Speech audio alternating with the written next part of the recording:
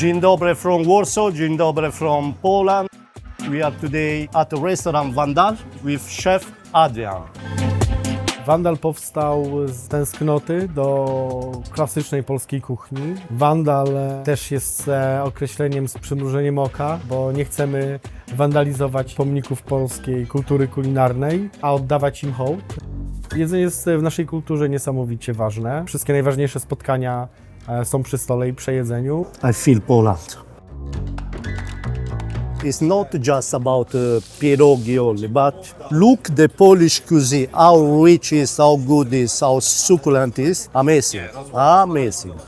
Tu nawet nie chodzi o dania konkretne, tylko o cechy szczególne naszego regionu i naszej kuchni. To wszystko, co jest z lasu, dziczyzna, dzikie owoce, grzyby. We call in Poland kozia broda mushroom.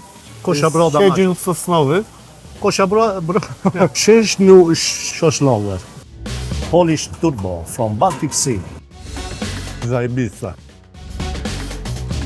Do tego wszystkiego dochodzi zapach, smak dymu, co jest typowe dla tych krajów bardziej na północy, ale też te wszystkie kwaśne rzeczy pochodzące z laktofermentacji, czy tak jak żurek, który jest moim zdaniem naszą flagową zupą i jest ewenementem na skalę światową. Everything is prepared and made with Polish ingredients, local from the north of Poland to the south of Poland.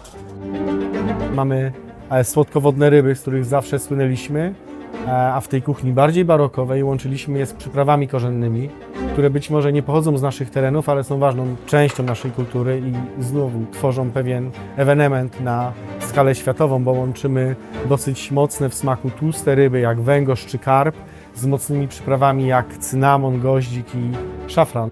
Guys, I will show you Polish language. Nareszki, rumstek, kopitka z palonym masłem, kaszanka z rokitnikiem. Well, it's not easy, yeah, guys. Well, oh, it is called in Polish? Pyzy. Pizy. Pyzy. Pizy. Bywa tak, że jak znajdę podobieństwa dań w innych kulturach, to próbuję czerpać z ich technik albo inspiruje mnie ich sposób myślenia, ale przekładam to całkowicie na nasze produkty. W polskiej kuchni mamy okrasę, czyli usmażone na głębokim oleju skwarki z cebulą, a w Azji mamy sok z egzoł, który jest czymś w rodzaju okrasy, ale jest bardziej złożony, bardziej kompleksowy w smaku, bo jest i ocet, i powiedzmy sos sojowy czy sos rybny, więc bierzemy ten sposób myślenia, a zamieniamy produkty, bo ocet jest również częścią naszej kuchni, ale wykorzystujemy garum, które same sfermentujemy zamiast sosu rybnego i ta nasza okrasa jest bardziej wielowarstwowa, ale nie jest zrobiona z krewetek czy suszonych owoców morza, ale z suszonych raków i grzybów.